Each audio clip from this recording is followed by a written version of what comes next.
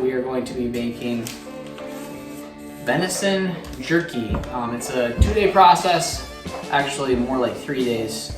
The way I do it, if you have thawed meat, you can work right from there, but you have to thaw out meat from the beginning.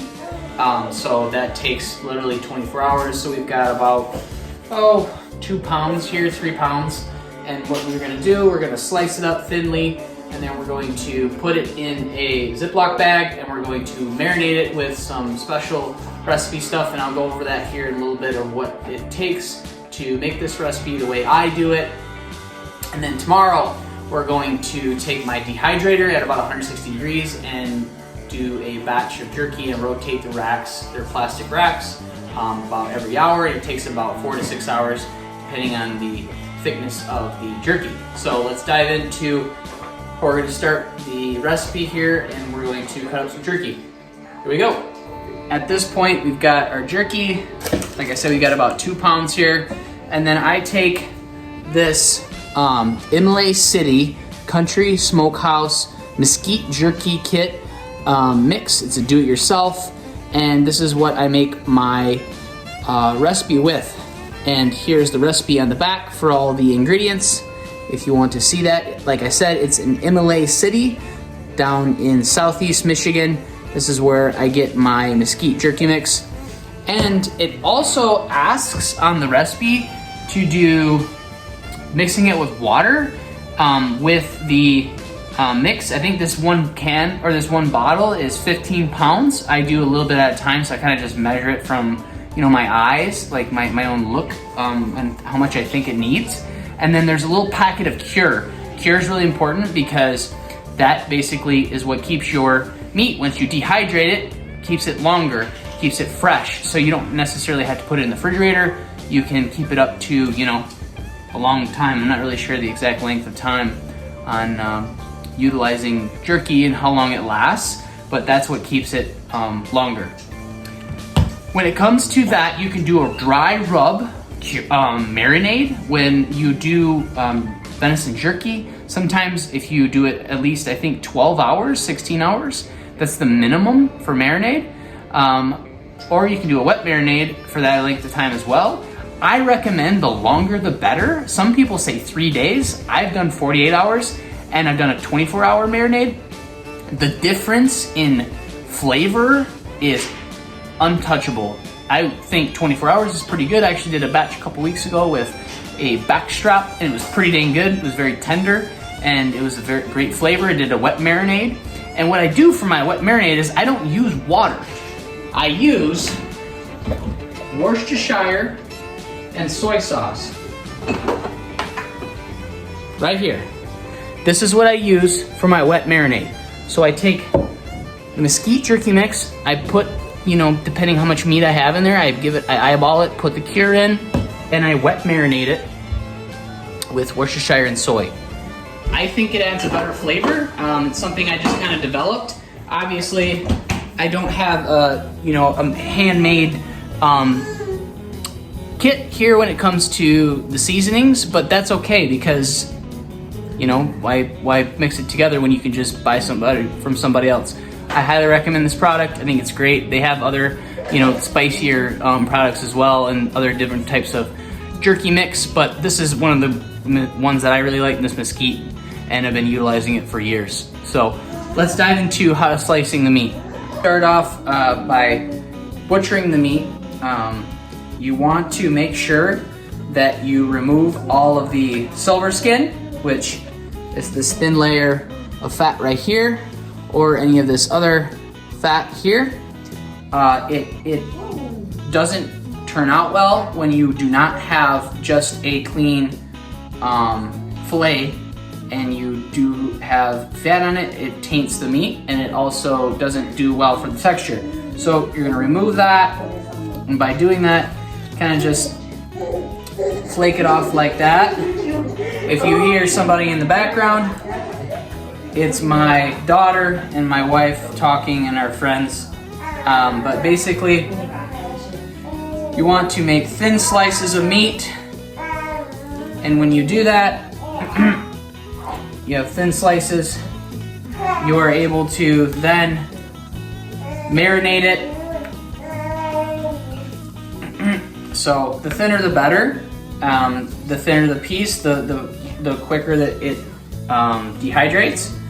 And yeah, so this is a pretty fat piece, but you can kind of flatten it out. But this is kind of what I'm talking about here about size and width. This will be a nice dehydrated piece of jerky. So now at this point in the video, we've got all of our meat cut up, got as much of the silver skin and fat off of the meat, and we are going to put it in our Ziploc bag. Once we got the meat in the bag, we will load it up with Mesquite jerky mix. We will load that in. And then we will add cure. Oh, excuse me, one of these was instructions.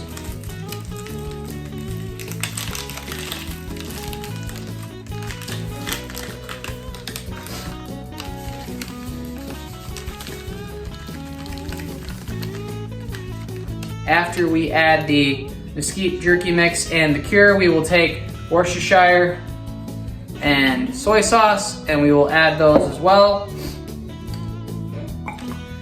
I like to put about the same amount, just I kind of eyeball it. Adding in enough to kind of like soak it and then hit the bottom. And then as well, probably about 5 or 10 seconds on both of them.